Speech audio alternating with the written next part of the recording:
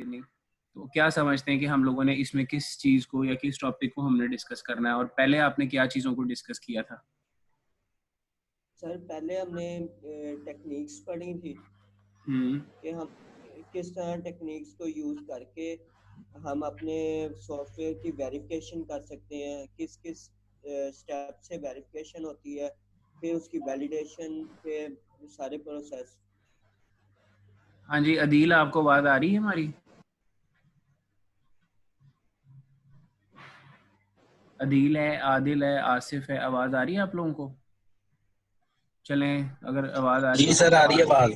ठीक है, शाबाश। कुछ थोड़ा सा बताएं, आप भी आपने सॉफ्टवेयर इंजीनियरिंग 1 पढ़ा था, तो आपने क्या समझते हैं कि सॉफ्टवेयर इंजीनियरिंग का जो सब्जेक्ट है ये क्यों ज़रूरी है? सर पहले हमने इसमें टेक्निक्स वगैरह पढ़ी थी हम्म और कुछ लॉज वगैरह थे वो हमने पढ़े थे। हम्म टेक्निक्स थी लाइक टॉप डाउन वगैरह। अब ये है कि अब सॉफ्टवेयर इंजीनियरिंग 2 में हम उनको इम्प्लीमेंट करके देखेंगे। सॉफ्टवेयर इंजीनियरिंग 2 में हम उसको, आप ये समझते हैं कि टेक्निक्स को फॉलो किया जाएगा। अच्छा, हम लोगों ने सॉफ्टवेयर इंजीनियरिंग 2 के सब्जेक्ट में भी ऑलमोस्ट वही चीज़ें पढ़नी है, लेकिन इसको हमें थोड़ा सा प्रोफेशनल हैंडलिंग में लेके चलना है कि हम लोग इसमें जो है वो कैसे काम कर रहे हैं।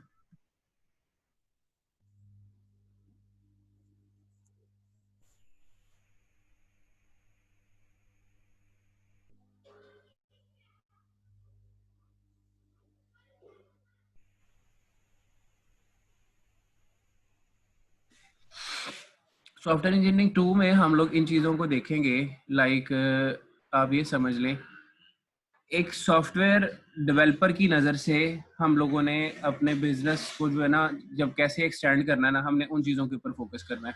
मैं नेक्स्ट क्लास में इंशाल्लाह बोर्ड भी शेयर कर दूंगा आपके साथ ना, वाइट बोर्ड के ऊपर हम लोग जो है वो थोड़ा सा काम कर लेंगे, ताकि मुझे ना आदत है चीज़ों को लिख के करने की। मैं आपको वैसे वर्बली इसलिए समझा नहीं पा रहा, लेकिन सिर्फ अभी कंसेप्ट दूंगा, और मंडे से इंशाल्लाह प्रॉपर क्लास में जो है ना आप लोग ज्वाइन कर लीजिएगा। वहाँ पर मैं कोशिश करूँगा बोर्ड की सेटिंग भी मैं कर लूँ इसके साथ मर्ज ना, ताकि मुझे बोर्ड पे काम करना भी आसान हो। खैर, ये जो है हमारे पास आ जाता है। आप ये समझें कि आप यहाँ तक डिग्री पढ़ने के बाद ना सॉफ्टवेयर इंजीनियर अब बन गए हुए हैं, आप लोगों को सॉफ्टवेयर डेवलपमेंट का पता चल गया हुआ है, और ये सब्जेक्ट अगर आप अच्छे तरीके से इसको कैप्चर करने में कामयाब हो जाते हैं ना, तो आप ये समझें कि हम लोग जो हैं वो इन फ्यूचर अपना वेयर हाउस अब खोलने लगे हैं। पीछे आपने जितने सब्जेक्ट्स पढ़े हैं उनसे आपने टूल्स को सीखा है। मैंने क्लास में बताया था हर बच्चा डेवलपर नहीं हो सकता, हर बच्चा जो है वो क्या कहते हैं, किसी स्पेसिफिक लैंग्वेज के ऊपर, स्किल के ऊपर जो है ना अपनी ग्रिप नहीं कर सकता। तो फिर हम क्या कर सकते हैं, ये सॉफ्टवेयर इंजीनियरिंग 1 और 2 ये दो ऐसे सब्जेक्ट हैं, अगर आप इनको पढ़ें तो आप पूरी एक फील्ड जो है ना अपने लिए कंप्यूटर साइंस की और सॉफ्टवेयर इंजीनियरिंग की उसको जनरेट कर सकते हैं। एक प्रॉपर स्पेसिफिक फील्ड के अंदर अपना करियर, फ्यूचर और स्कोप जो है ना वो सेट सेट कर सकते हैं आप लोग उसके अंदर, ठीक है। अब वो कैसे सेट होगा और वो क्या स्कोप होगा, तो मैं आपको बताता हूँ कि अगर शायद आपकी नज़र से कभी गुजरी हो पोस्ट वगैरह, अगर आप किसी सॉफ्टवेयर, अच्छे सॉफ्टवेयर हाउस से आपका ताल्लुक हो, या आपकी वहाँ से जो है वो आपकी नज़र से गुजरा हो, फील्ड आती है हमेशा हमारे पास आती है, कभी नाम सुना है प्रोजेक्ट मैनेजर रिक्वायर्ड है जी, हमें हमें किसी सॉफ्टवेयर हाउस में एक प्रोजेक्ट मैनेजर रिक्वायर्ड है, कभी ये नाम सुना है? अच्छा, जो बोल सकता है वो बोले, जो टाइप कर सकता है वो टाइप करके कम से कम जो है ना वो रिस्पॉन्ड किया करे। मुझे ऐसा लगता है कि मैं खुद ही जो है ना वो कंप्यूटर की स्क्रीन जी पे सर। कॉपी कर रहा हूँ। अच्छा, प्रोजेक्ट मैनेजर जो है, ठीक है, इसकी पोस्ट आती है। अच्छा, नंबर 2, कभी आपने सुना है कि नाम आया हो कि हमें रिक्वायरमेंट एनालिस्ट चाहिए, कोई रिक्वायरमेंट जी एनालिस्ट सर, चाहिए? रिक्वायरमेंट इंजीनियरिंग जो होती है, रिक्वायरमेंट इंजीनियरिंग की जो ब्रांच है उसके अंदर उसके ऊपर उसकी हायरिंग होती है, और वो रिक्वायरमेंट एनालिस्ट होता है, ठीक है। तो ये सारी जो पोस्ट है ना रिक्वायरमेंट एनालिस्ट वाली, रिक्वायरमेंट इंजीनियरिंग के हवाले से जो आती हैं, प्रोजेक्ट मैनेजर की पोस्ट आती है, रिक्वायरमेंट एनालिस्ट की पोस्ट आती है, ठीक है। अच्छा, उसके बाद रिसोर्स प्लानर की पोस्ट आती है, रिसोर्सेज को प्लान करने वाला कौन है भाई? ये मैं बड़े नेशनल और इंटरनेशनल लेवल के सॉफ्टवेयर हाउसेज की बात कर रहा हूँ कि रिसोर्स प्लानर चाहिए जी हमें, ठीक है। तो ये सारी जो पोस्ट है ना, कभी सोचा है कि ये कौन लोग होते हैं और ये कहाँ से आते हैं?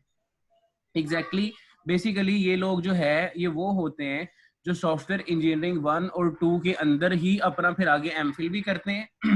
कभी सुना नाम कि मैंने एमफिल सॉफ्टवेयर इंजीनियरिंग किया है, एमफिल सॉफ्टवेयर इंजीनियरिंग किया है, फिर मैंने जो है वो होल्ड कीजिएगा, मैं कॉल ले लूं।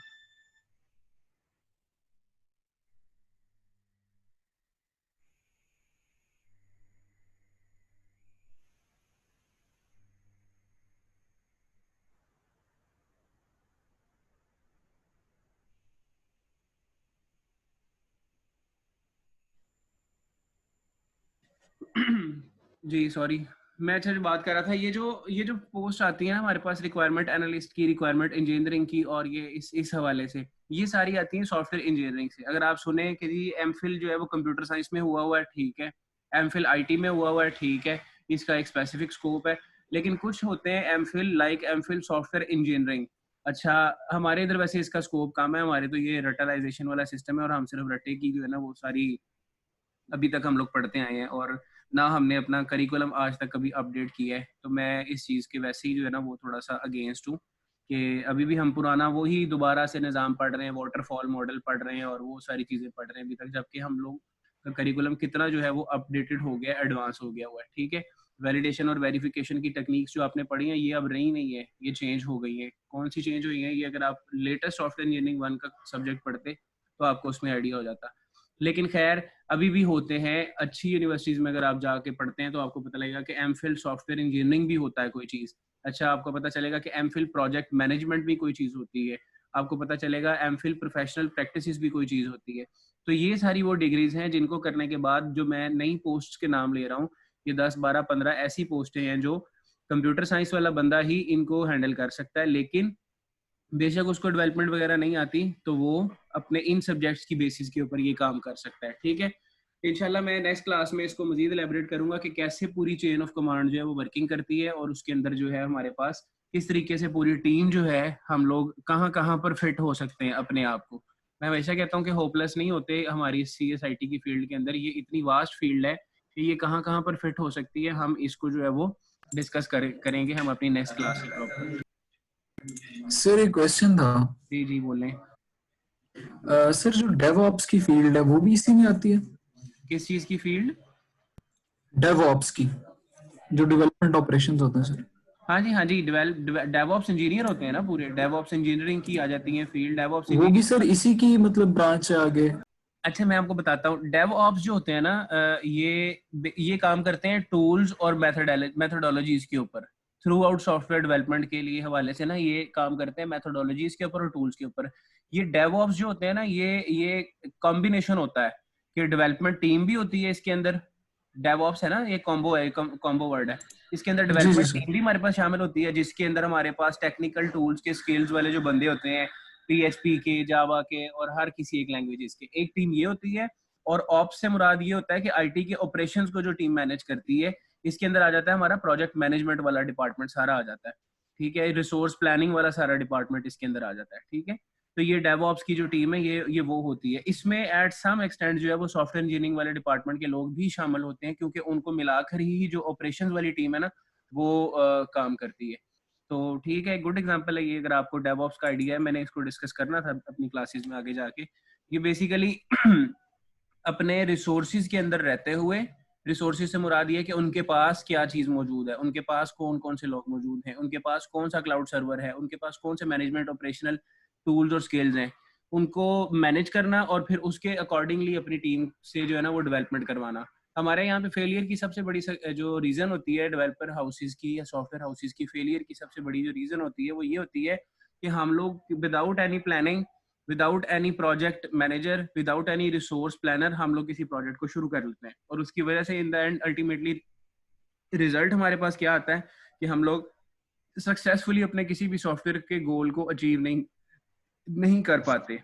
ठीक है, तो यही चीजें इंशाल्लाह हम अपनी क्लासेस में आगे साथ साथ डिस्कस करेंगे कि हमने इसको कैसे करना है। मैं कोशिश करूंगा कि जो हमारी ये पुरानी आउटडेटेड आउटलाइन है ना, मैं इससे हट के भी कुछ 20-30% पर्सनल एक्सपीरियंस बेसिस की बेस पर, और जो रिसेंट जो है हमने न्यू लेटेस्ट ट्रेंड्स हैं उनकी बेसिस पर मैं कुछ चीजें भी आपके साथ साथ डिस्कस करता रहूं, जिसका आपको फ्यूचर में किसी वेयर हाउस में बैठे हुए फायदा भी हो जाएगा। तो उम्मीद है कि हमारा ये अब ऑनलाइन का जो डिजिटल का सफर है ये अच्छा गुजरेगा इंशाल्लाह। देखते हैं, अभी इसमें भी कुछ इश्यूज हैं। अपना माइक म्यूट कीजिए, किसी की आवाज आ रही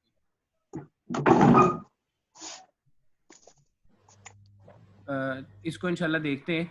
यहाँ पर भी कुछ इश्यूज हैं, इसमें क्या कहते हैं, जूम पर भी, जूम की भी 40 मिनट का सेशन होता है। तो मैं देखता हूँ कि अगर तो ये कामयाबी से हम लोग लेकर चल सके तो ठीक है, अदरवाइज हम वूव पे मूव कर जाएंगे। VOOV टूल है, आप वो भी इंस्टॉल करके रखिएगा। मैं देखूंगा कि अगर मुझे उसका रिस्पॉन्स अच्छा मिला ना तो हम उसके ऊपर अपनी क्लासेस को शिफ्ट कर लेंगे। ठीक है जी। मोहसिन और इफ्रा, यहाँ अभी जो 19 बच्चे बैठे हैं इनकी अटेंडेंस लगा के तस्वीर बनाई मुझे, मैंने इनके नाम पढ़ लिए हैं वैसे, और ये ग्रुप में मुझे शेयर कर दें जो हमारा पर्सनल क्लास का ग्रुप बना हुआ है। और बल्कि क्लास में ना लगा दिया करें अटेंडेंस। हाँ जी, वो ग्रुप में अटेंडेंस लगा दिया करें। ग्रुप में लग जाएगी सर, ग्रुप में लग जाएगी। नेक्स्ट टाइम से शीट मैंने बना ली है, यहीं पर बैठे बैठे जब आप 1 बाय 1 आपकी अटेंडेंस हो जाया करेगी। अभी फिलहाल आज की क्लास के लिए जो है वो आपको सीआर जो है ना, मोहसिन या इफ्रा, आप दोनों में से जो भी बंदा है वो इसको लगा के तो मुझे तस्वीर बना के ग्रुप में सेंड कर दे जो हमारी क्लास का ग्रुप है। ठीक है जी? जी जी ओके सर। चलें, इंशाल्लाह मंडे को मुलाकात होती है 11 बजे। मैं टाइम टेबल आपका जो है वो उसी ग्रुप में, कंबाइंड जो सीआर्स का ग्रुप है उसमें मैं सेंड करने लगा।